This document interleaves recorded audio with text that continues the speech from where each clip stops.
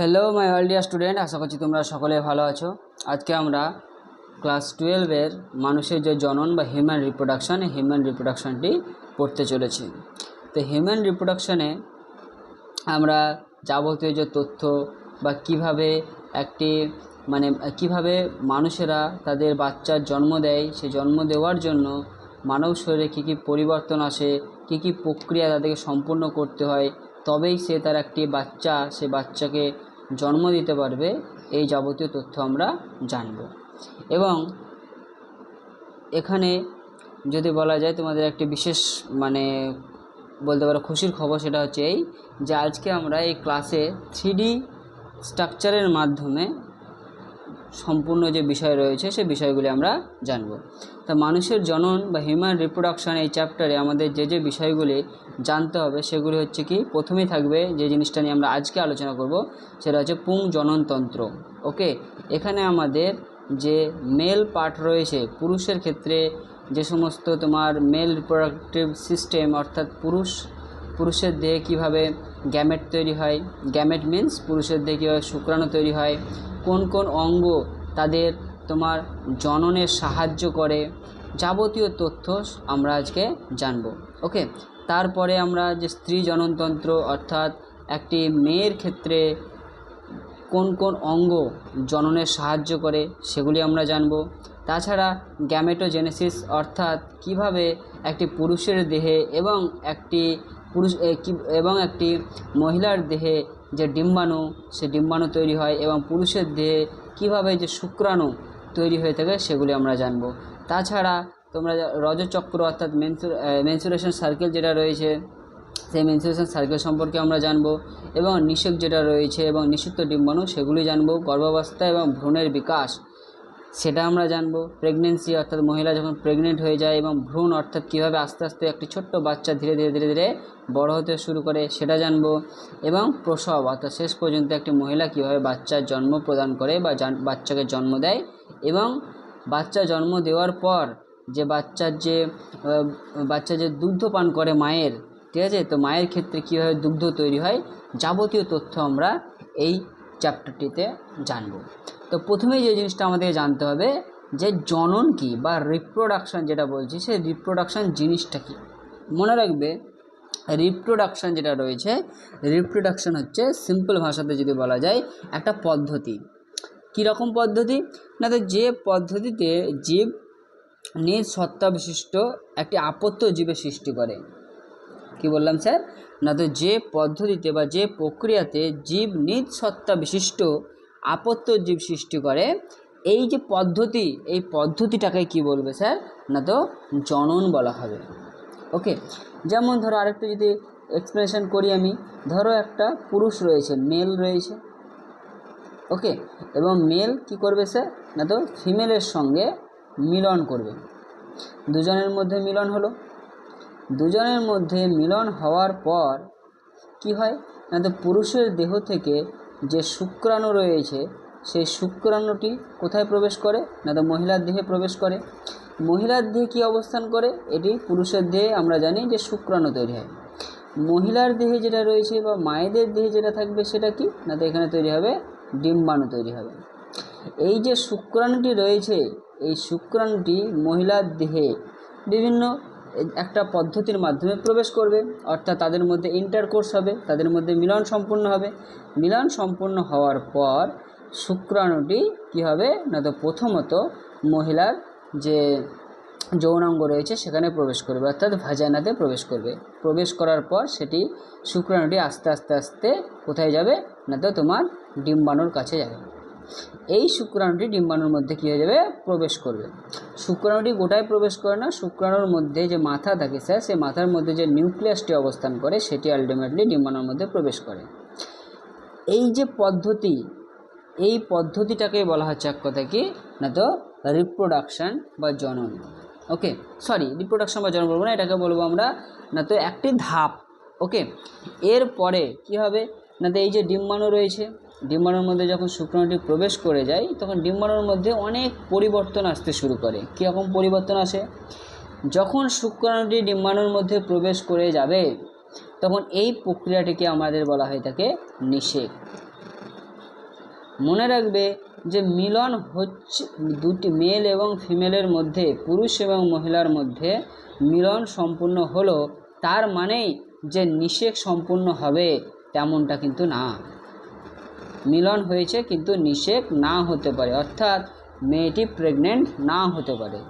ওকে, তো আশা করছি তোমরা নিষেক ব্যাপারটা বুঝতে পারলে, যে শুক্রাণু যখন ডিম্বাণুর মধ্যে প্রবেশ করে, এই প্রবেশ করাটাকে কি বলা হয়ে থাকে? নিষেক বলা হয়ে থাকে। আর নিষেকের পরে ডিম্বাণুর মধ্যে অনেক পরিবর্তন আসে। ওকে, এই ডিম্বাণুটি প্রথমে জাইগোটে পরিণত হয়, নিষেক সম্পূর্ণ হওয়ার পর ডিম্বাণুটি জাইগোটে পরিণত হয়। জাইগোটে পরিণত হওয়ার পর ডিম্বাণুর মধ্যে বেশ কিছু পরিবর্তন ঘটে, অর্থাৎ ডিম্বাণুটি বিভিন্ন মানে যেমন ডিম্বাণুটি কীরকম পরিবর্তন হয় সেটা একটু ছোট্ট করে বলি। মরুলা, ব্লাস্টুলা, গ্লাস্টুলা, এরকম বেশ কিছু পরিবর্তন ঘটে এবং তারপরে তোমার সৃষ্টি হয় একটি ভ্রূণের সৃষ্টি হয়। কিসের সৃষ্টি হবে? না তো ভ্রূণের সৃষ্টি হবে। আর এই ভ্রূণটি ধীরে ধীরে ধীরে ধীরে ধীরে বড় হতে হতে হতে হতে একটি বাচ্চার রূপ নেবে। কার রূপ নেবে স্যার? বাচ্চার রূপ নেবে। এবং এই বাচ্চাটি আলটিমেটলি প্রায় তোমার 280 দিন পর, বা বলতে পারি আমরা যে 9 মাস 10 দিন, এতটা সময় পর মায়ের গর্ভ থেকে বাইরে বেরিয়ে আসবে। এই রকম পদ্ধতিতে, এই যে গোটা পদ্ধতিটি আমি বললাম, এই পদ্ধতিতে যে সমস্ত প্রাণীরা বাচ্চা জন্ম দিয়ে থাকে তাদেরকে বাংলা ভাষাতে বলা হয়ে থাকে তোমার জরাজুজ প্রাণী। জরাজুজ প্রাণী। ওকে, এবং ইংলিশ টার্ম যদি ইউজ করি তাহলে এটা বলা হয় তোমার ভিভিপেরাস। কি বলা হয়ে থাকে? তোমার ভিভিপেরাস। ওকে, এবং তোমরা এটাও জানো যে পাখিদের ক্ষেত্রে যখন দেখা যায়, তো পাখিদের ক্ষেত্রে তোমরা লক্ষ্য করবে যত রকম পাখি রয়েছে, সে পাখিরা তাদের বাচ্চার যে প্রক্রিয়া বা জনন যে প্রক্রিয়া, সেই প্রক্রিয়াতে তারা সাধারণত কী পেড়ে থাকে? না তো ডিম পেড়ে থাকে। যে সমস্ত প্রাণীরা ডিম পাড়ার মাধ্যমে, যে সমস্ত প্রাণীরা ডিম পাড়ার মাধ্যমে বাচ্চা জন্ম দিয়ে থাকে, বা তাদের আপত্য যেটা রয়েছে সে আপত্য সৃষ্টি হয়, তাদেরকে কি বলা হয়ে থাকে? তো তাদেরকে মনে রাখবে ওভিপেরাস বলা হয়ে থাকে। কি বলা হয়ে থাকে? ওভিপেরাস। ওভিপেরাস প্রাণী বলা হয়ে থাকে। পাখিদের ক্ষেত্রে জনন প্রক্রিয়াটা একটু অন্যরকম। আমি ছোট্ট করে একটু পাখির যে জনন প্রক্রিয়া, সেই জনন প্রক্রিয়াটি তোমাদের বুঝিয়ে দিচ্ছি। ওকে, দেখো পাখিদের জনন প্রক্রিয়াটা কীরকম হয়ে থাকে? না তো দেখো কীরকম পাখিদের প্রক্রিয়া থাকে, বা যেটা ওভিপেরাস বললাম সেটা কীরকম হয়ে থাকে। ধরো এটা হচ্ছে স্যার কি? না তো একটা পাখি। ওকে, এরকম হচ্ছে একটা কি? না তো পাখি। এই পাখিদের ক্ষেত্রে যে জনন প্রক্রিয়া রয়েছে সেই প্রক্রিয়াটা কীরকম হয়ে থাকে? না তো পাখিদের ঠিক এই সমস্ত জায়গাতে একটা অংশ দেখা যায়, এটাকে ক্লয়কা বলা হয়ে থাকে। ওকে, এখানে এই ক্লয়কা হচ্ছে এমন একটা অংশ, যে অংশটাতে কী হয়? না তো পাখিদের যত তোমার ডাইজেশনের যে প্রক্রিয়া, ডাইজেশনের পরে যে অপাচ্য অংশ, সেই অপাচ্য অংশ এটা দিয়ে দেহ থেকে বাইরে বেরিয়ে আসে। তাছাড়া তার যে রেচন পদার্থ, সেই রেচন পদার্থ এটা দিয়ে বেরিয়ে আসে। এবং পাখির মধ্যে যে ডিম্বাশয় থাকে, সেই ডিম্বাশয় থেকে যে ডিম্বাণু, সেটাও কিন্তু কী হয়? না তো এই অংশটাতেই পৌঁছে যায়। এবং কি হয় স্যার? না তো পাখিদের যদি এটি কী হয়? না তো এটি একটি যদি ফিমেল বার্ড হয়, এটি যদি একটি ফিমেল বার্ড হয়, তো তার দেহ থেকে ডিম্বাণু এই ক্লয়কাতে এসে পৌঁছায়। ওকে, এবং মানুষের ক্ষেত্রে জনন সম্পূর্ণ করার জন্য তাদের কি থাকে? না তো লিঙ্গ থাকে, বা বলতে পারো একটি পেনিস লাইক স্ট্রাকচার দেখা যায়।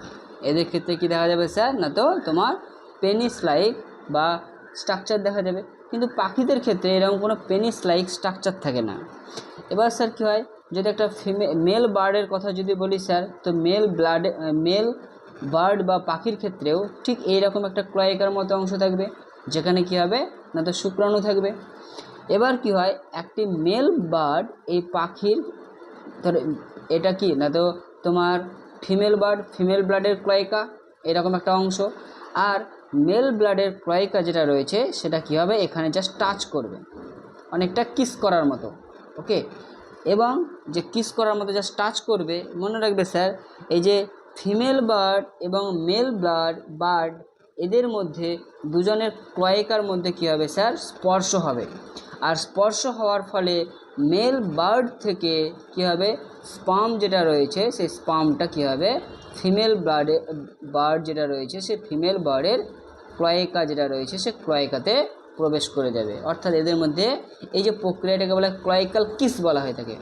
এবং আলটিমেটলি এর যে শুক্রাণু সেই শুক্রাণুটি ডিম্বাণুতে প্রবেশ করবে। ডিম্বাণুতে প্রবেশ করার পর এই ডিম্বাণুটি আকারে কী হতে শুরু করবে, না তো বড় হতে শুরু করে। ওকে, ডিম্বাণুটি আকারে বড় হতে শুরু করে এবং শেষ পর্যন্ত এখানে একটা ডিমের সৃষ্টি হয়। এবং এই ডিমটি কী করে, না তো বাইরে বেরিয়ে আসে একটা সময় পর। ওকে, আর বাইরে বেরিয়ে আসার পর এই ডিমটি বিভিন্ন পাখিদের ক্ষেত্রে বা বিভিন্ন আদার্স যে প্রাণী রয়েছে তাদের ক্ষেত্রে বিভিন্ন টেম্পারেচারের মাধ্যমে, উষ্ণতার মাধ্যমে কী হয় না, এই ডিম থেকেই শেষ পর্যন্ত একটা ছোট্ট যে পাখি রয়েছে সেই ছোট্ট পাখি বাইরে বেরিয়ে আসে। এই যে প্রক্রিয়া রয়েছে অর্থাৎ ডিম পাড়ার মাধ্যমে যে সমস্ত প্রাণীরা তাদের নতুন একটি বাচ্চার জন্ম দেয় সেই সমস্ত প্রাণীদের বলা হয়ে থাকে তোমার ওভিপেরাস। আশা করছি তোমরা এতটুকু বুঝতে পেরেছো। ওকে, এবার আমরা চলে যাই আমাদের যে টপিকটা চলছিল সেই জিনিসে। ওকে, তো মানুষের জননের ক্ষেত্রে আমরা প্রথমেই যে আজকে যে বিষয়ে আলোচনা করব অর্থাৎ পুরুষ যারা রয়েছে সে পুরুষের বিভিন্ন জনন। তো আমরা পুরুষের যে বিভিন্ন পার্ট রয়েছে সেই বিভিন্ন পার্টগুলি আমরা একটু একটু করে দেখে নেব। ওকে, তো দেখা যাক। তো তার আগে আমরা একটু যে জননতন্ত্র রয়েছে, ঠিক আছে, রিপ্রোডাকশন সিস্টেম রয়েছে, সেই রিপ্রোডাকশন সিস্টেমে কয়েকটি কথা আমরা একটু জেনে নেব। ঠিক আছে, যে মানুষ হচ্ছে একলিঙ্গ প্রাণী, এটিকে কি বলা হয়ে থাকে না তো জরাজুজ প্রাণী বা তোমার ভিভিপেরাস। তো আশা করছি তোমরা ভিভিপেরাস সম্পর্কে পুরো আগে আমাদের বোঝানো হয়েছে। ওকে, তারপরে কি লেখা আছে দেখো, জননের যে বিভিন্ন ধাপ সেই ধাপগুলি দেখো। প্রথমে দেওয়া আছে গ্যামেটোজেনেসিস। তো গ্যামেটোজেনেসিস সম্পর্কে একটু বলে দিই। গ্যামেটোজেনেসিস বলতে বোঝায় স্যার যে পুরুষের ক্ষেত্রে কি অবস্থান করে না তো শুক্রাশয় অবস্থান করে বা টেস্টিস থাকে। এই শুক্রাশয়ে যে জিনিস, শুক্রাশয়ে একটি বিশেষ প্রক্রিয়ার মাধ্যমে অর্থাৎ স্পার্মাটোজেনেসিসের মাধ্যমে কি তৈরি হয় না তো তোমার শুক্রাণু তৈরি হয়।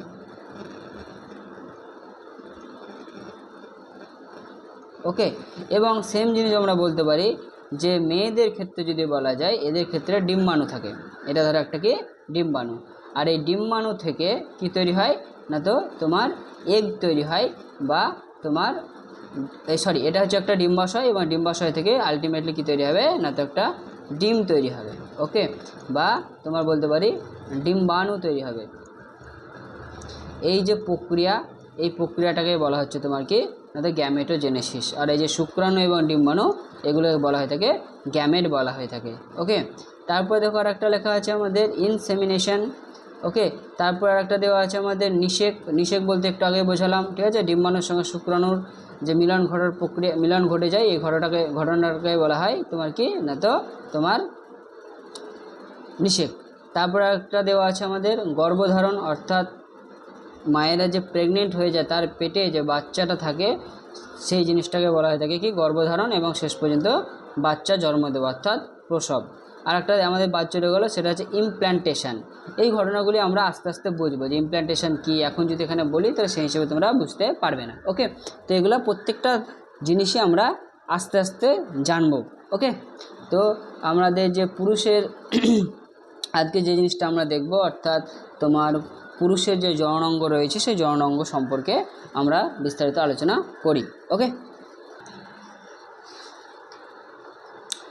তাহলে প্রথমে আমাদের আজকে এবার আমরা যে জিনিসটা পড়বো সেটা হচ্ছে কি না তো পুরুষের জনন অঙ্গ। তা জনন অঙ্গ বলতে কাকে বোঝায়? জননের সাহায্যকারী অঙ্গগুলিকে এক কথায় বলবো আমরা তোমার জনন অঙ্গ। পুরুষের ক্ষেত্রে যদি বলা যায় যে পুরুষের প্রধান যে জনন অঙ্গ, পুরুষের প্রধান যে জনন অঙ্গ রয়েছে সেই প্রধান জনন অঙ্গটাকে বলা হয়ে থাকে তোমার টেস্টিস।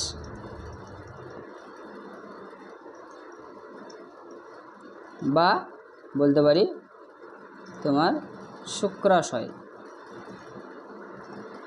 এটা হলো পুরুষের প্রধান জননাঙ্গ। ওকে, বা বলতে পারি যে প্রাইমারি সেক্স অর্গান। ওকে, এবং বা আরেকটা বলতে পারো স্যার যে মুখ্য যৌন অঙ্গ। এবং এর ক্ষেত্রে মাথায় রাখবা পুরুষের ক্ষেত্রে তোমার সেকেন্ডারি সেক্স অর্গান বা তোমার যৌন অঙ্গ। গৌণ যৌন অঙ্গ বলতে কাকে বোঝায় না, তো যে সমস্ত জননাঙ্গ তোমার পুরুষদের ক্ষেত্রে জননের সাহায্য করবে তাকে কি বলা হবে না, তো তোমার গৌণ যৌন অঙ্গ। ওকে, আরেকবার বলছি একটু ভালো করে শোনো। টেস্টিস যেটা রয়েছে এটি হলো কি না, তো পুরুষের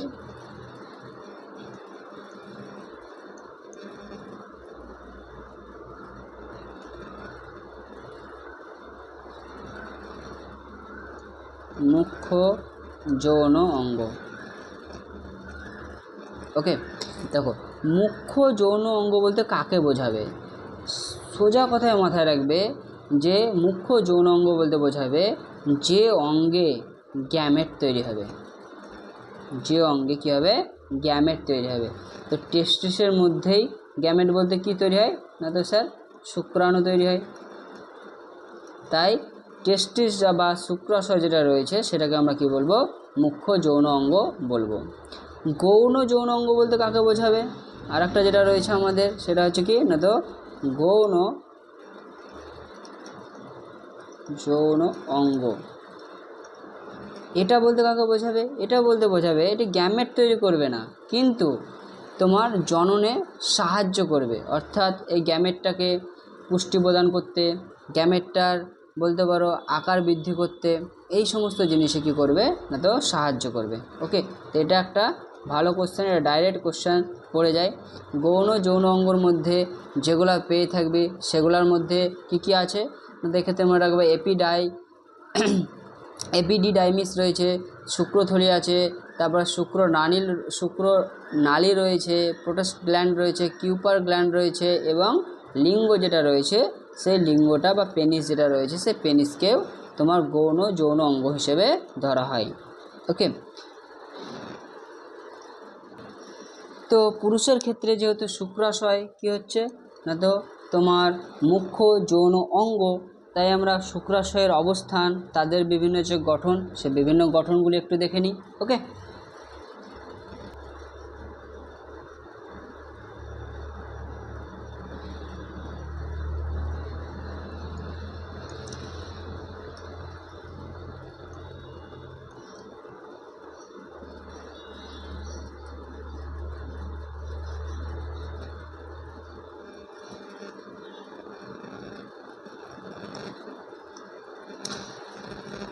ধরো স্যার এটা হচ্ছে একটা পুরুষের চিত্র।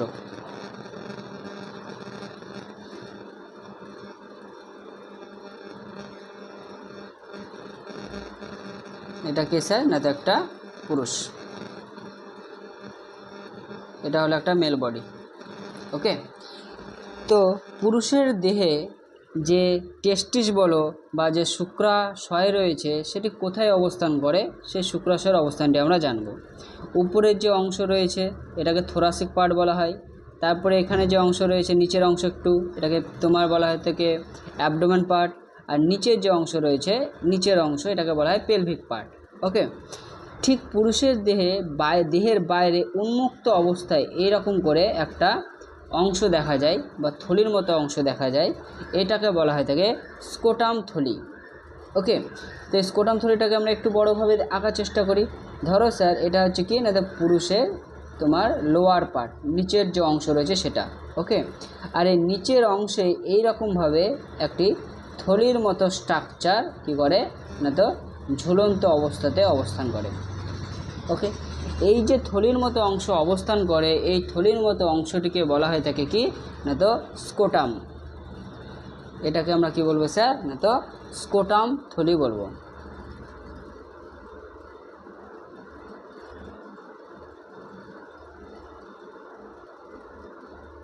এর প্রশ্ন দেখবে যে পুরুষের ক্ষেত্রে এই যে স্কোটাম থলি রয়েছে এটি দেহের বাইরে উন্মুক্ত অবস্থায় থাকে কেন? এটা থাকার কারণটা হচ্ছে এই যে পুরুষের দেহে যে শুক্রাণু তৈরি হয় সেই শুক্রাণু তৈরির জন্য পুরুষের দেহে যে শুক্রাণু তৈরি হয় সে শুক্রাণু তৈরির জন্য টেম্পারেচার লাগে প্রায় তোমার 35 ডিগ্রি সেলসিয়াস। কিন্তু আমরা জানি যে মানব দেহের টেম্পারেচার কত না তো 37 ডিগ্রি সেলসিয়াস। অর্থাৎ মানব দেহ থেকে কিছুটা কম তাপমাত্রাতে কি তৈরি হতে পারবে না তো শুক্রাণুটা তৈরি হতে পারবে। এই কারণে এই স্কোটাম নামক যে থলিটি রয়েছে সেটি মানব দেহের বাইরে উন্মুক্ত অবস্থাতে বা মানব দেহ থেকে কিছুটা দূরে অবস্থান করে। এবং পুরুষরা খুব ভালোভাবে রিলেট করতে পারবে যে শীতের সময়তে এবং গরমের সময়তে এটার কিছু বিশেষ পরিবর্তন দেখা যায়। যেমন শীতের সময়তে এই স্কোটাম নামক যে থলিটি রয়েছে সেই স্কোটাম নামক থলিটি আকারে ছোট হয়ে যায় বা বলতে পারো যে দেহর দিকে লেগে যায়, দেহর খুব কাছে চলে যায়। ওকে, কিন্তু গরমের সময়তে যখন লক্ষ্য করবে তখন কি হবে না তো স্কোটাম নামক যে থলিটি রয়েছে এটা কিন্তু অনেকটা নিচে নেমে চলে আসে, অর্থাৎ তোমার অনেকটা বলতে পারো যে ঝুলে থাকে। ওকে, তো এটা কেন থাকে বা কেনই বা এরকম হয় সেই জিনিসটা আমরা একটু বোঝার চেষ্টা করব। তাহলে এই যে উপরের অংশ সেই উপরের অংশটাকে কি বললাম স্যার না তো আমাদের দেহের যে তোমার পেলভিক পার্ট, সেই পেলভিক পার্ট। মনে রাখবে যে মানব দেহের এই পেলভিক পার্টে দুটো কি থাকে না তো ছিদ্র থাকে। এই পেলভিক পার্টে এই যে পেলভিক অংশ রয়েছে স্যার, এই পেলভিক অংশে দুটো ছিদ্র থাকবে। এই সমস্ত জায়গাতে তোমার কি থাকে দুটো ছিদ্র অবস্থান করে। এই যে দুটি ছিদ্র থাকে, ঠিক আছে, এটা একটা নাম রয়েছে, নামটা একটু মনে রাখার চেষ্টা করবে। এটাকে বলা হয়ে থাকে তোমার ইনগুইনাল ক্যানেল।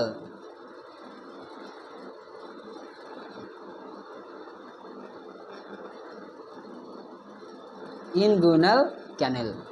আর এই ইনগুইনাল ক্যানেল থেকে এক ধরনের বলতে পারো যে পেশি এই দিক দিয়ে বেরিয়ে আসে। একটু কালারটা চেঞ্জ করে নিই, জাস্ট এটা বোঝাতে চাইছি যে কিভাবে আমাদের যে স্কোটামটা সংকুচিত এবং প্রসারিত হয়। বিশেষ করে শীতের সময়তে খুব ভালোভাবে এটা লক্ষ্য করা যায়। শীতের সময়তে এক অন্যরকম হয় এবং গরমের সময়তে অন্যরকম তাদের অবস্থান দেখা যায়। এখানে কী হয়, এক ধরনের পেশি এইরকমভাবে এসে তোমার এইভাবে গিয়ে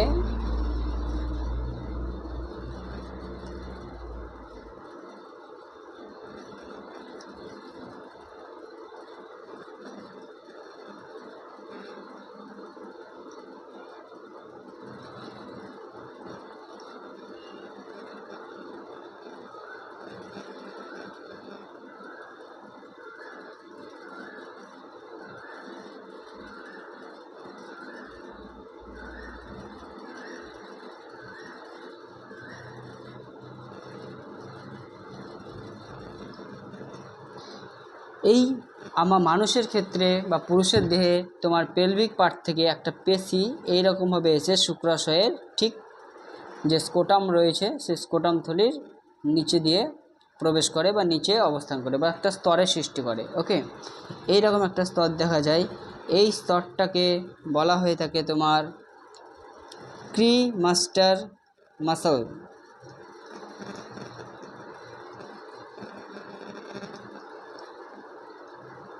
ওকে, এবং মনে রাখবে স্যার এখানে আর একটি স্তর থাকে, শুধুমাত্র একটি যে স্তর থাকে তেমনটা না, এখানে তোমার আর একটা স্তর অবস্থান করে। সেই স্তরটাও আমরা একটু দেখে নিই। এখানে আর একখানা স্যার স্তর এরকমভাবে অবস্থান করে, এরকমভাবে আর একটি স্তর থাকে। তাহলে স্কোটামের ঠিক নিচে স্কোটাম যে পর্দা রয়েছে সেই পর্দার নিচে একটা স্তর থাকে যেটাকে বলা হয়ে থাকে ক্রিমাস্টার। আর এখানে যে রেড কালারের একটা স্তর দেখাচ্ছে, ঠিক আছে, এই রেড স্তরটাকে বলা হয়ে থাকে তোমার ডার্টস। ওকে, এই যে এই যে স্কোটাম থলিটা এটি যখন দেহের দিকে লেগে থাকে, কি বললাম স্যার, দেহের দিকে লেগে থাকে, অর্থাৎ শীতের সময়তে যখন দেহের দিকে চলে আসে, কাছাকাছি চলে আসে, সেটাতে সাহায্য করে সাধারণত ক্রিমাস্টার যে মাসল রয়েছে সেটা অটোমেটিক এই উপর দিকে জিনিসটাকে তুলতে সাহায্য করে। আর এই যে ডার্টাস রয়েছে, ডার্টাসটা কিসে সাহায্য করে? ডার্টাসটা সাহায্য করে শুক্রাশয়টিকে একটু ছোট করে দিতে, ঠিক আছে। অর্থাৎ যেরকম কিশমিশের মতো বলতে পারো, কিশমিশ কী হয় না তো চিমড়ে গেলে যেরকম হয়, চিমড়ে যাওয়ার মতো যে ব্যবস্থা সেটাতে সাহায্য করে ডার্টাস। আর উপর দিকে শুক্রাশয়টাকে তুলে ধরতে সাহায্য করে কে? না তো ক্রিমাস্টার মাসেল। ওকে, আর এই স্কোটামের ভিতরেই অবস্থান করে আমাদের কি না তো তোমার টেস্টিস। এখানে এরকমভাবে দুখানা টেস্টিস যেটা রয়েছে সেই টেস্টিস অবস্থান করবে। ওকে, আর এই যে টেস্টিস রয়েছে, এই টেস্টিসটি কি না তো টেস্টিসটি হলো আমাদের বলতে পারো যে এমন একটি অঙ্গ বা পুরুষদের ক্ষেত্রে মুখ্য যৌন অঙ্গ বা প্রাইমারি সেক্স অর্গান। আর এই টেস্টিসের ভিতরেই তৈরি হয়ে থাকে শুক্রাণু। ওকে, তো শুক্রাণু তৈরির প্রক্রিয়া আমরা একটু পরে জানবো। আগে আমরা এই টেস্টিসের বিভিন্ন যে ঘটনাগুলি ঘটে থাকে বা বিভিন্ন যে জিনিস রয়েছে এর মধ্যে, সেইগুলো আমরা একটু দেখে নেব।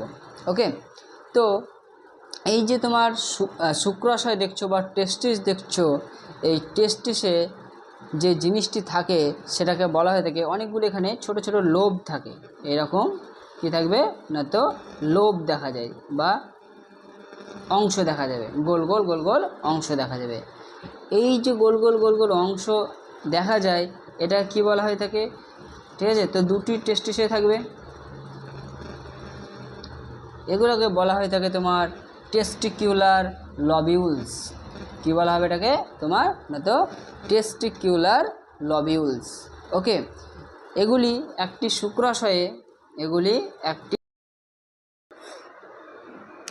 তো দেখো এখানে যে তোমার টেস্টিস রয়েছে এবং টেস্টিসের মধ্যে কি বললাম না তো প্রায় ৮৮টির মতো টেস্টিকুলার লবিউলস অবস্থান করে।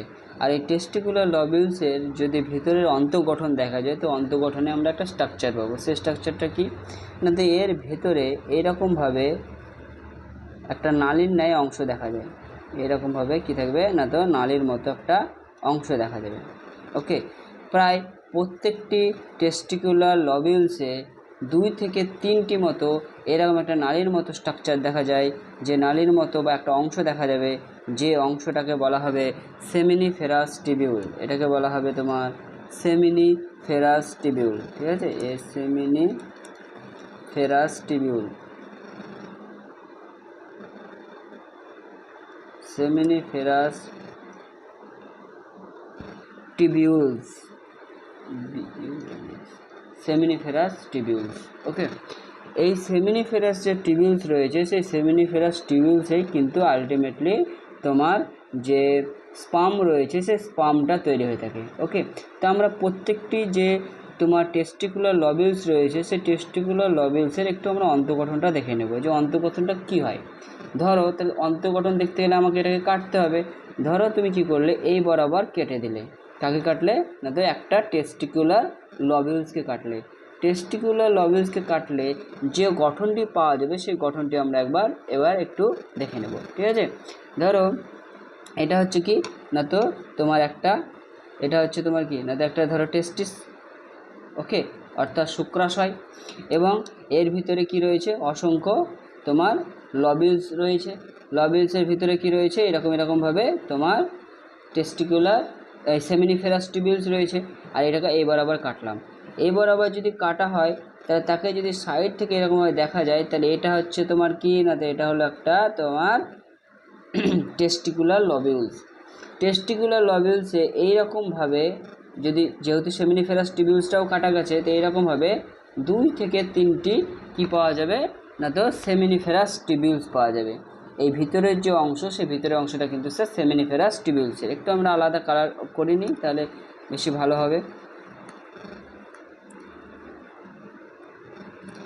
ধরো স্যার এটা হচ্ছে কি না তো তোমার সেমিনিফেরাস টিবিউলসের কাটা অংশ। ওকে, এবার দেখো কি ঘটনা ঘটে এখানে বা কি পরিবর্তন এখানে দেখা যায়। এই যে তোমার টেস্টিস গোটাটা, এই গোটা অংশটা টেস্টিস, গোটার অংশের ভিতরে কি রয়েছে না তো তোমার টেস্টিকুলার লবিউলস। আর এই লবিউলসকে যদি কাটা যায় তাহলে এরকমভাবে একটা অংশ পাওয়া যাচ্ছে। এই লবিউলসে কিছু সেল থাকে, কিছু কি অবস্থান করে স্পেশাল সেল অবস্থান করে, যে সেলগুলিকে বলা হয় তোমার লিডিং সেল। কি কী বলা হবে স্যার? না তো লিডিং সেল, লিডিং সেল বলা হবে। এই সেলগুলোকে বলা হবে তোমার লিডিং সেল, লিডিং সেল। এই সেল থেকে একটি স্পেশাল হরমোন খরিত হয় যেটাকে বলা হয় অ্যান্ড্রোজেন হরমোন।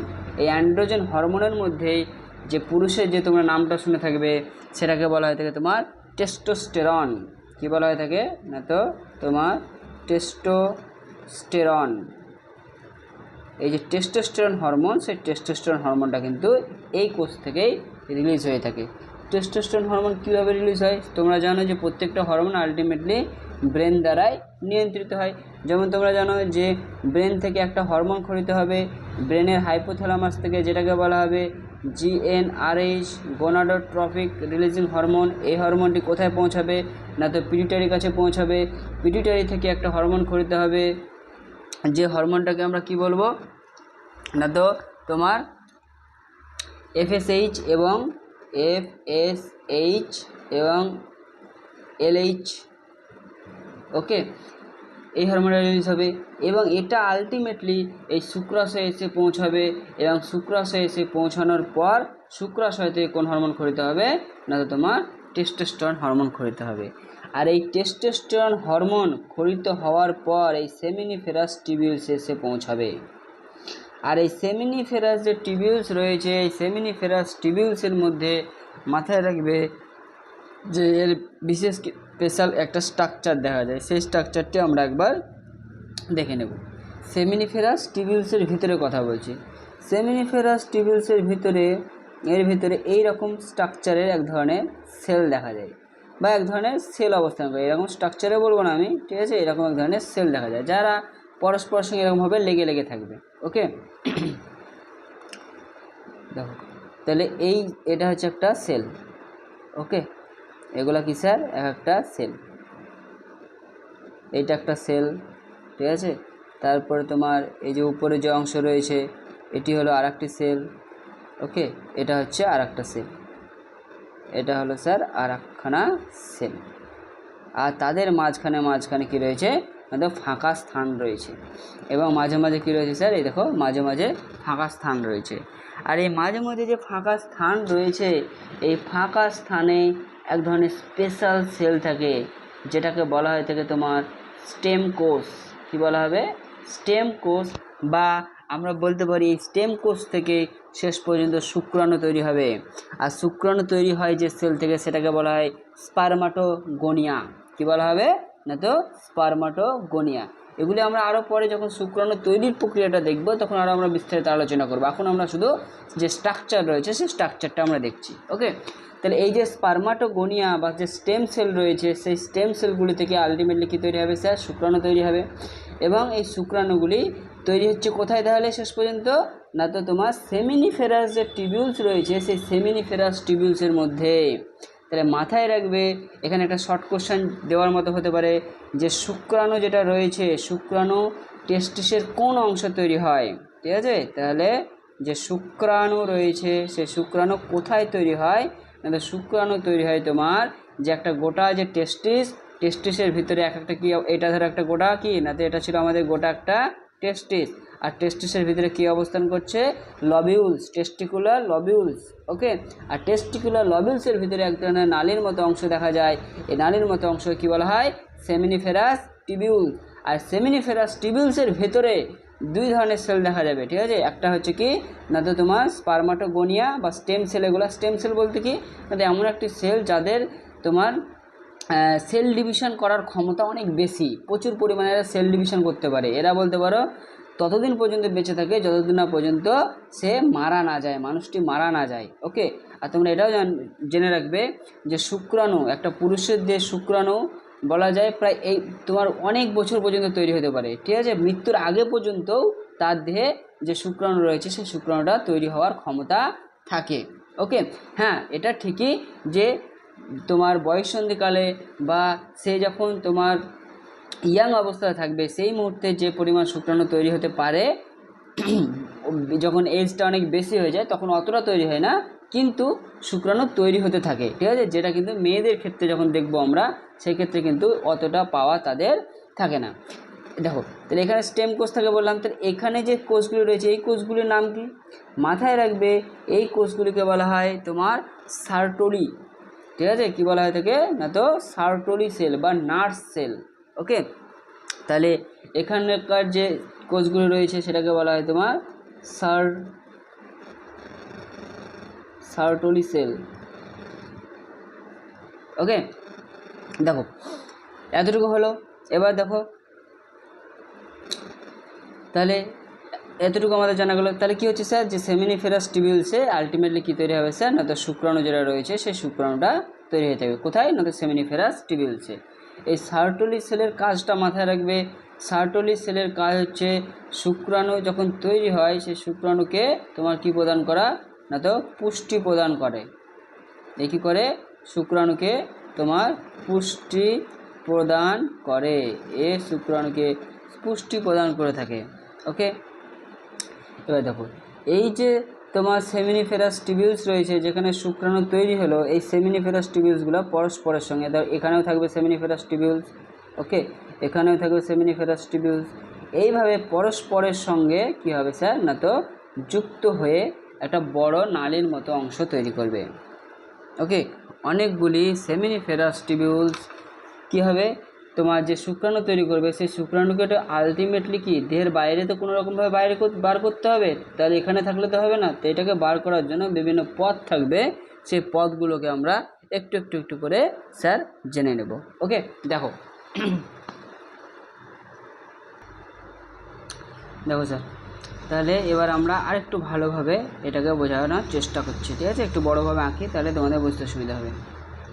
ওকে, এটা হচ্ছে আমাদের তোমার দেহের একটা অংশ, সরি একটু ভুল হচ্ছে ছবিটা আঁকতে।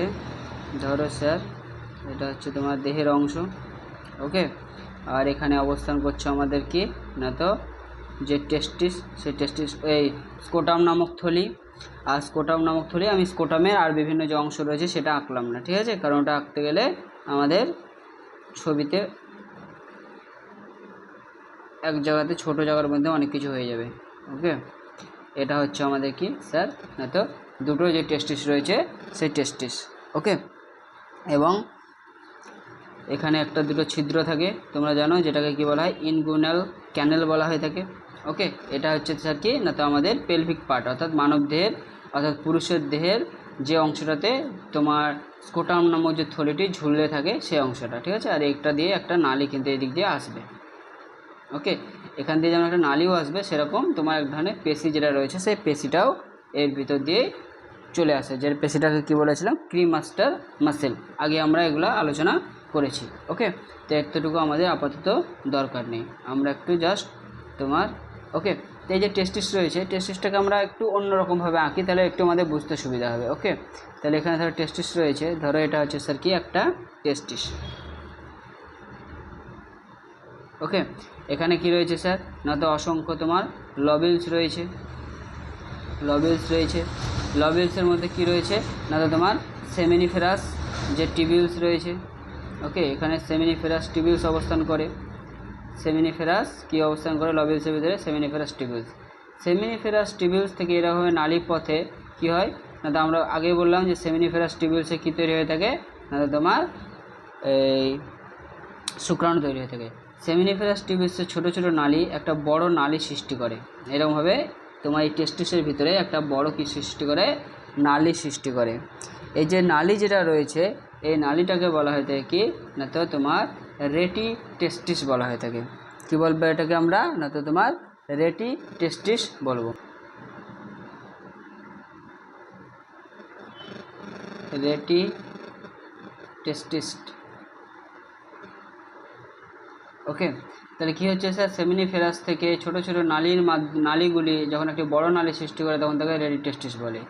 রেটি টেস্টিসটা এই টেস্টিসের বাইরে বেরিয়ে এসে তোমার একটা বড় থলির মতো অংশ সৃষ্টি করে। এই বড় থলির মতো যে অংশটি রয়েছে এই বড় থলির মতো অংশটিকে কি বলা হবে, না এটাকে বলা হবে এপিডিডাইমিস।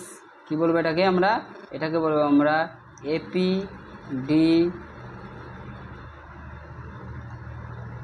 ডাইমিস কি বলা হবে স্যার? এপিডি ডাইমিস বলা হবে।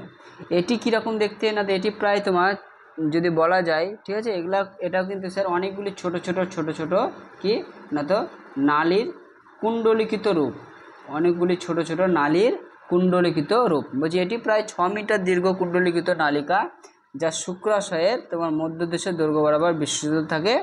এবং এখানে আলটিমেটলি কী হয় যে শুক্রাণুগুলি এই যে তোমার টেস্টিসের ভিতরে যে সেমিনিফেরাস টিবিউলসে তৈরি হলো, সেই সেমিনিফেরাস টিবিউলসে তৈরি হওয়া শুক্রাণুগুলি এই জায়গাতে কী হয়ে থাকে স্যার?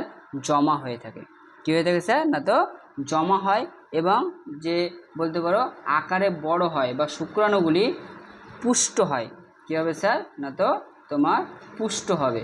পুষ্ট হবে বলতে আবার কি কারণটা হচ্ছে এটাই স্যার, যে শুক্রাণুর ক্ষেত্রে যদি বলা যায় তো ওদের যে তোমার পুচ্ছ থাকে, তাহলে এটা যদি একটা শুক্রাণু আমরা আঁকি, ঠিক আছে, ধরো স্যার এটা হচ্ছে কি একটা তো স্পার্ম। ওকে, তো স্পার্মের ক্ষেত্রে আমরা তোমার মেনলি যদি বলা যায় তো দুটো অংশ পাওয়া যায়। একটা হচ্ছে এই হেড, ঠিক আছে, যেটাকে অ্যাক্রোজোম বলা হয়, আর এটা হচ্ছে আমাদের কি না তো লেজ, ঠিক আছে, বা টেল।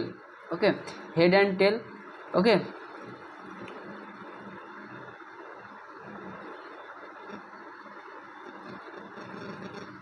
ওকে, তো এই যে লেজ যেটা রয়েছে, এই লেজটা কিন্তু স্যার সঙ্গে সঙ্গে তৈরি হয় না, এটা একটু পরে তৈরি হয়। তো এই লেজটাই সাধারণত কোথায় তৈরি হবে? বেশিরভাগ ক্ষেত্রে তোমার এপিডিডাইমিস যে অংশ রয়েছে, সেই এপিডিডাইমিস অংশেই লেজটা তৈরি হয়ে থাকে। ওকে, এরপরে কি হবে না, তো এরপরে এই যে তোমার এপিডিডাইমিস রয়েছে, এই এপিডিডাইমিস থেকে একটা নালী এইরকমভাবে উপর দিকে অবস্থান করবে, উপর দিকে কী হবে? চলে যাবে, এরকমভাবে উপর দিকে কী করবে স্যার? না তো অবস্থান করবে। আর এই যে নালী রয়েছে, এই নালীটাকে কি বলা হয়ে থাকে? এই নালীটাকে তোমার বলা হয়ে থাকে শুক্রনালী। কি বলবো স্যার এটাকে আমরা? না তো তোমার শুক্রনালী, বা ইংলিশ টার্ম যদি তোমরা ইউজ করতে চাও তাহলে এটাকে বলা হয়ে থাকে কি না তো ভাস ডিফারেন্স। এটাকে বলা হয়ে থাকে স্যার ভাস ডিফারেন্স, DEFER,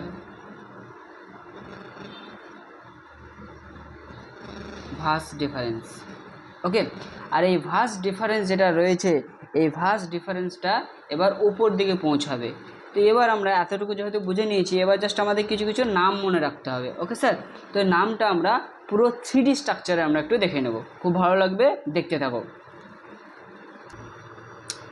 তো দেখো স্যার, এটা হচ্ছে একটা মানব শরীর, ঠিক আছে, আর এই মানব শরীরের তোমরা দেখতে পাচ্ছ কোথায় অবস্থান করছে না তো আলটিমেটলি তোমার বা মানব শরীরের ক্ষেত্রে এই সমস্ত জায়গাতে দেখো বাইরের দেহে পুরুষের দেহের ঠিক বাইরে উন্মুক্ত অবস্থায় অবস্থান করছে কি না তো তোমাদের যে স্কোটাম নামক থলি। আর স্কোটাম নামক থলিতে এখানে কি অবস্থান করছে না তোমরা দেখতে পাচ্ছ দুটি টেস্টিস যেটা রয়েছে, সেই টেস্টিস অবস্থান করছে। ওকে, এখানে আমরা কি দেখতে পাচ্ছি স্যার না তো যে টেস্টিসটা বলছিলাম এই জায়গায় দেখো, এটা হচ্ছে কি না তো টেস্টিস। ওকে, আর টেস্টিসের ভিতরে আমরা বিভিন্ন যে অংশ, সেই বিভিন্ন অংশগুলি আমরা অলরেডি দেখে নিয়েছি। ওকে, এবার দেখো আমরা এর যে ইন্টারনাল যে পার্টগুলি রয়েছে, সেই ইন্টারনাল পার্টগুলি আমরা এবার একটু দেখে নেব। তো দেখো স্যার, ইন্টারনাল যে পার্ট যেটা বললাম সেটা তোমরা দেখার জন্য বললাম। তো এক্ষেত্রে দেখো স্যার, এটা কি স্যার না তো টেস্টিস। ওকে, আর টেস্টিসের ভিতরে যে অংশ, সেই ভিতরের অংশটা দেখানো সম্ভব হচ্ছে না। তো টেস্টিসের ক্ষেত্রে আমরা বাবা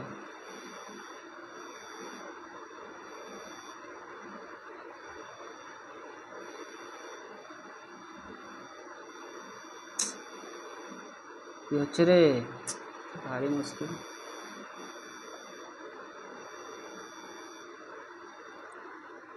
দেখো স্যার, একটু আমরা যদি টেস্টিসের ব্যাক সাইডে গিয়ে দেখি, তাহলে এই দেখতে পাচ্ছ তোমরা একটা অংশ, এখানে এই যে এই অংশটা রয়েছে, এই অংশটাকে কি বলা হয়ে থাকে? এই অংশটাকে বলা হয়ে থাকে তোমার এপিডিডাইমিস। এই অংশটা কি বলবো স্যার না তো এপিডিডাইমিস বলবো। এই দেখো স্যার, ভালো করে লক্ষ্য করে এবার এখানে এটা কি স্যার না তো এপিডিডাইমিস। ওকে, এবং এই যে একটা নালীর মতো অংশ তোমরা দেখতে পাচ্ছ, এখানে একটা নালী লাইক স্ট্রাকচার রয়েছে, এখানে যে কালারটা রয়েছে এখানে যে টেস্টিসের গায়ে যে অংশটা দেখতে পাচ্ছ এটাকে কি বলা হবে, এপিডিডাইমিস বলা হবে।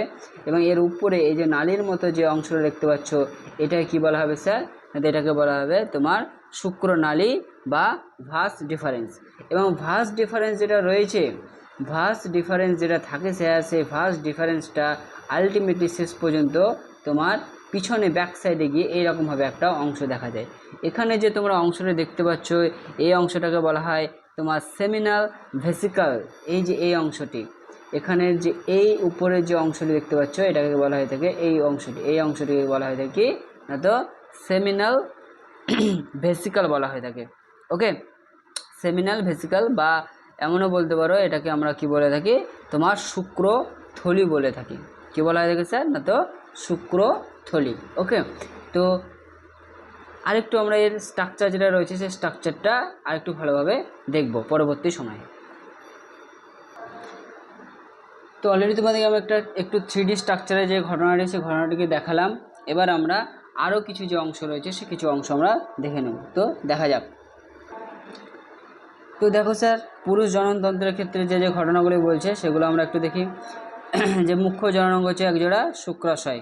ওকে, বাকি যেগুলো রয়েছে সেগুলো কিন্তু কোনোটাই মুখ্য নয়। ঠিক আছে, অনেকের ধারণা থাকে যে যে পেনিসটা রয়েছে সেটা পুরুষের মুখ্য জননাঙ্গ, কিন্তু পেনিস যেটা রয়েছে সেটা কিন্তু মুখ্য জননাঙ্গ না। তোমাদেরকে আগেই বলেছি যে মুখ্য জননাঙ্গ কোনটি হবে, না তো যেখান থেকে গ্যামেট তৈরি হবে, যেখান থেকে গ্যামেট তৈরি হবে। তো আমরা জানি যে শুক্রাশয়ে কী তৈরি হয়ে থাকে, গ্যামেট যেটা রয়েছে সে গ্যামেটটা তৈরি হয়ে থাকে। ঠিক আছে, এবং এদের যে সহকারী নালী একটু আগে যেগুলো আমরা দেখাচ্ছিলাম সেই সহকারী নালী, সেই সহকারী নালীগুলো দেখে নাও। ঠিক আছে, তাহলে শুক্রাশয়ের ভিতরে কি থাকে স্যার, না তো অনেকগুলি ছোটো ছোটো লবস থাকে, লবিউলস থাকে। ঠিক আছে, এই লবিউলসের ভিতরে সেমিনিফেরাস টিবিউলস থাকে। সেমিনিফেরাস টিবিউলস যেটা রয়েছে সেগুলি পরস্পরের সঙ্গে নালীর মাধ্যমে যুক্ত হয়, আর নালীর মাধ্যমে যে একটা বড় নালী তৈরি করে সেটাকে কী বলা হয় থাকে, রেটিটেস্টিস বলে। রেটিটেস্টিস যেটা রয়েছে সেই রেটিটেস্টিসগুলি শুক্রাশয়ের বাইরে এরকমভাবে বেরিয়ে আসে। দেখো একটা বেশ বড় একটা অংশ দেখা যাচ্ছে থলির মতো। ঠিক আছে, এই যে এই অংশটি, ঠিক আছে, এটা কি বলা হয় থাকে, এটাকে বলা হয় থাকে এপিডিডাইমিস বলা হয়ে থাকে। এপিডিডাইমিসে কী হয়, না তো শুক্রাণু যেগুলো রয়েছে সেই শুক্রাণুগুলি পুষ্ট হয়, অর্থাৎ তাদের আরও সুগঠিত হয়। ঠিক আছে, তারপর একটি বড় নালী সৃষ্টি হয় যেটাকে কি বলা হয়েছিল, না তো যেটাকে বলা হচ্ছিল তোমার ভাস কি, না তো ডিফারেন্স, ভাস ডিফারেন্স বা শুক্রনালী। এই ভাস ডিফারেন্স বা শুক্রনালী শেষ পর্যন্ত এইভাবে উপর দিকে গিয়ে উপরে পৌঁছায়। ঠিক আছে, কোন ক্যানেলের মাধ্যমে যাবে, না তো তোমার ইনগুইনাল ক্যানেল যেটা রয়েছে সে, কারণ কি শুক্রাশয় যেটা রয়েছে শুক্রাশয়টা তো কি এই যে শুক্রাশয় দেখতে পাচ্ছ। ঠিক আছে, শুক্রাশয় এবং পেনিস যেটা এটা তো কি দেহের বাইরে আছে। ওকে, তো দেহের ভিতরে তো প্রবেশ করতে হবে। তো দেহের ভিতরে প্রবেশ করার জন্য একটা দেহের তোমার পেলভিক গার্ডেল যেটা রয়েছে বা পেলভিক অংশ রয়েছে সেই অংশে একটা ছোট্ট ছিদ্র থাকে, সেই ছিদ্রের মাধ্যমে কি হয়, না তো এই যে ভাস ডিফারেন্স রয়েছে এই ভাস ডিফারেন্সটি আলটিমেটলি প্রবেশ করে। এবং এই যে উপরে তোমরা দেখতে পাচ্ছ এই উপরের অংশটা কি বলা হয়, এটাকে বলা হয় মূত্রথলি বা ইউরিনারি ব্লাডার বলা হয়ে থাকে। ইউরিনারি ব্লাডারের উপরে এই যে দেখো একটা দড়ির মতো পাইপের মতো অংশ রয়েছে। ঠিক আছে, যেটা তোমরা অলরেডি জানো, এটাকে কী বলা হয়, গবিনি বলা হয়, যেটা বৃক্ষ থেকে চলে আসছে। এটা কি স্যার, না তো বৃক্ষ যেটা রয়েছে সেই বৃক্ষ থেকে এই জিনিসটা চলে আসছে। ওকে, তো ঠিক বৃক্ষের এই পিছন দিক দিয়ে, অর্থাৎ তোমরা ঘাড়ে যেভাবে ব্যাগ নাও সে ঘাড়ে ব্যাগ নেওয়ার মতো এই যে ভাস ডিফারেন্স রয়েছে অর্থাৎ শুক্রনালী রয়েছে সেই শুক্রনালীটি কী হয়, না তো প্রবেশ করে। প্রবেশ করার পর ইউরিনারি ব্লাডারের ঠিক পিছন দিকে ব্যাক সাইডে গিয়ে তোমার অবস্থান করে। এটা একটু আমি ছবি আঁকে আর একটু বোঝানোর চেষ্টা করছি। ওকে, দেখে নাও। ধরো স্যার কি হয়, না তো আমরা জানি যে এরকমভাবে গবিনী হয়ে একটা দুটো পাইপ এরকমভাবে চলে আসে। ওকে, আর এখানে কী থাকে স্যার, না তো আমাদের যে মূত্রাশয় রয়েছে সেই মূত্রাশয়টি থাকে। এরকমভাবে কী অবস্থান করে, মূত্রাশয় অবস্থান করে। আর এইদিকে কী অবস্থান করে, না তো মূত্রনালী যেটা রয়েছে সে মূত্রনালী অবস্থান করে। আর এটা কি, না তো আলটিমেটলি তোমার যে পেনিস রয়েছে সেই পেনিসের অংশ। ওকে, এই এবার শুক্রাশয় যেটা রয়েছে সে শুক্রাশয় কোথায় ছিল, এইদিকে দুই দিকে স্কোটাম নামক থলির মধ্যে থাকে। এই শুক্রাশয়টা যেটা রয়েছে যে তোমার শুক্রনালী বা ভাস ডিফারেন্স যেটা বলছে এটা কি হয় স্যার, না তো এই দিক দিয়ে গিয়ে এরকমভাবে তোমার অনেকটা ঘাড়ে চাপার মতো হয়ে, ঘাড়ে যেভাবে ব্যাগ নেওয়া হয় ওই রকমভাবে ব্যাক সাইড হয়ে কি প্রবেশ করে কোথায়, না তো তোমার এর যেটা রয়েছে তার ব্যাক সাইডে, পিছন দিকে। ওকে, দেখো গেল, এতটুকু বুঝতে পারলে আশা করি। তারপরে দেখো আরও বিভিন্ন যে অংশ রয়েছে সেই বিভিন্ন অংশগুলো আমরা একটু একটু করে দেখে নেব। ওকে, দেখো এখানে লেখা আছে এপিডাইডিমাস, তারপরে ঠিক আছে, তারপরে এপিডাইডিমিস, ঠিক আছে। ভাস ডিফারেন্স বলতে এটা। তারপরে রেডিটেস্টিস কোথায় থাকে না, তো শুক্রথলিতে থাকে। সহকারী গ্রন্থি আমরা এখানে কিছু কিছু পাওয়া যাবে, ঠিক আছে, যেটাকে বলা হবে সেমিনাল ভেসিক্যাল, প্রোটেস্ট গ্ল্যান্ড, কিউপার গ্রন্থি, এরকম কিছু এর মধ্যে অংশ দেখা যায়। সে অংশগুলি আমরা একটু একটু করে দেখে নেওয়ার চেষ্টা করব। ওকে, দেখো স্যার, তো এখানে এই যে এখানে ভালোভাবে দেখা যাচ্ছে না, আমরা আবার সেই 3D ছবিতে একটু যাওয়ার চেষ্টা করব। তো দেখো স্যার, আমরা একটু আরেকবার জাস্ট ভালোভাবে এটা দেখে নেওয়ার চেষ্টা করব, ঠিক আছে। এখানে দেখো স্যার, যদি পিছনে দেখো এইটা কি না, তো এখানে যে অংশটি রয়েছে, কোন অংশটি না, তো এই যে বড় যে একটা অংশ তোমরা দেখতে পাচ্ছ, ঠিক আছে, এটার কি বলা হচ্ছে, এটা হচ্ছে ইউরিনারি ব্লাডার অর্থাৎ মূত্রাশয়। মূত্রাশয়ের ঠিক পিছন সাইডে, ব্যাক সাইডে যদি আমরা যাই, এর ঠিক একটু যদি আমরা ব্যাক সাইডে যাই, তো ব্যাক সাইডে গেলে আমরা দেখো যে ভাস ডিফারেন্স রয়েছে, অর্থাৎ যে শুক্রথলি রয়েছে এখানের মধ্যে যে শুক্রনালী রয়েছে, এটা কি স্যার না, তো এটা হচ্ছে আমাদের শুক্রনালী। এটা কি না, তো শুক্রনালীগুলি একটি বড় অংশে যুক্ত হয়েছে। এখানে তুমি দেখতে পাবে, এই দেখো ঠিক এখানে একটা বড় নালীর মতো বা বড় থলির মতো, এটা হচ্ছে একটা বড় নালী এবং এখানে রয়েছে একটা বড় থলি। এই যে বড় থলির মতো অংশ তোমরা দেখতে পাচ্ছ, এই বড় থলির মতো অংশটাকে কি বলা হয়ে থাকবে, এটাকে বলা হবে তোমার শুক্রথলি বা সেমিনাল ভেসিকল। কি বলবো স্যার এটাকে আমরা, তোমার সেমিনাল ভেসিকল। ওকে, এইটাকে বলা হয়ে থাকে কি না, তো সেমিনাল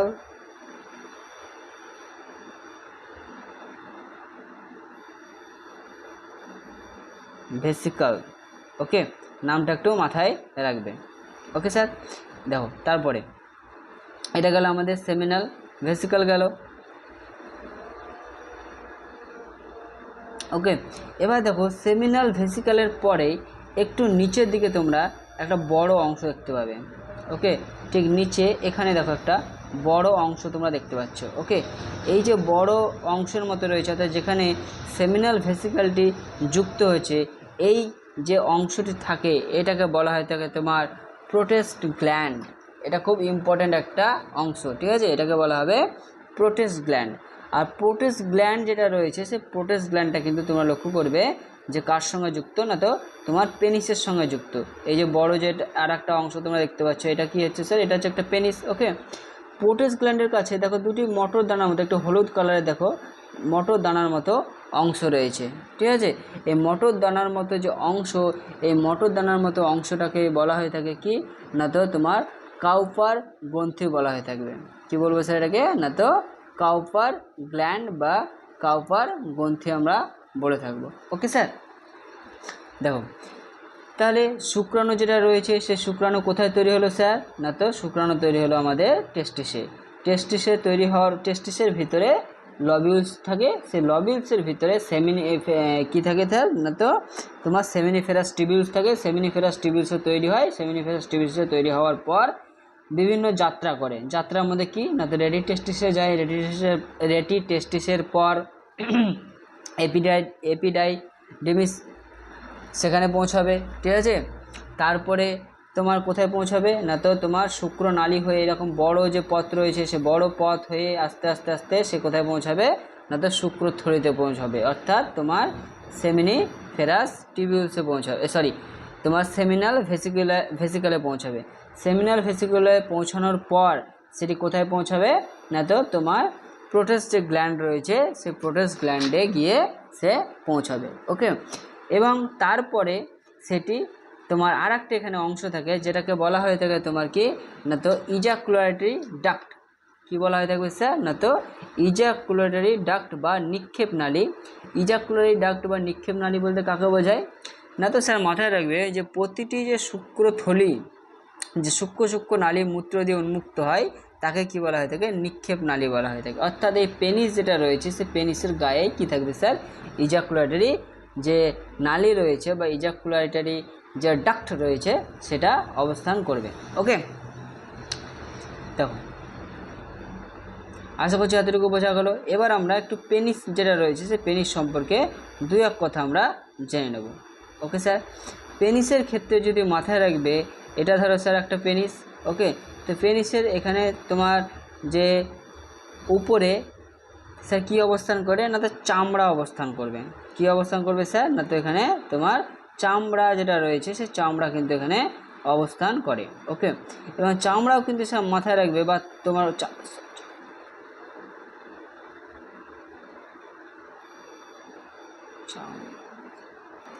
তো পেনিসের উপরে স্যার যে ত্বকটি অবস্থান করে, এই যে পেনিস রয়েছে পেনিসের উপরে কি থাকবে স্যার, না তো এক ধরনের তোমার বলতে পারো যে স্কিন রয়েছে, ঠিক আছে, বা চামড়া বলতে পারি, সেটা কী থাকে না, তো এর তোমার এই পোর্শন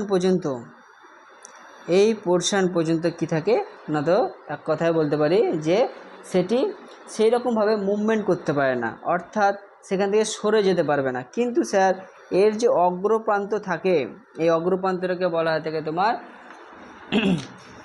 গ্রান্স পেনিস বলা হয়ে থাকে, ঠিক আছে। এই গ্রান্স পেনিস যেটা রয়েছে স্যার, এই গ্রান্স পেনিসটা কিন্তু স্যার তোমার সরে যেতে পারবে, অর্থাৎ এটাকে যদি একটু ধরে এই মানে পিছন দিকে টানা হয় তাহলে তোমার এর উপরে যে ত্বকটি রয়েছে সেটা কিন্তু সরে যায়।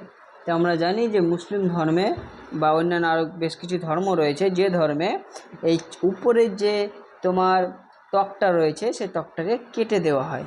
ওকে স্যার, আশা করছি তোমরা উপরের যে অংশগুলি রয়েছে সেগুলি কম বেশি সবই বুঝতে পারলে। ওকে, পরবর্তী ক্লাসে আমরা তোমার যে শুক্রাণু তৈরির যে প্রক্রিয়া, সে শুক্রাণু তৈরির প্রক্রিয়াটি আমরা দেখব এবং যে ফিমেল পার্ট রয়েছে সেই ফিমেল পার্টগুলি আমরা কমপ্লিট করব। ওকে, থ্যাংক ইউ।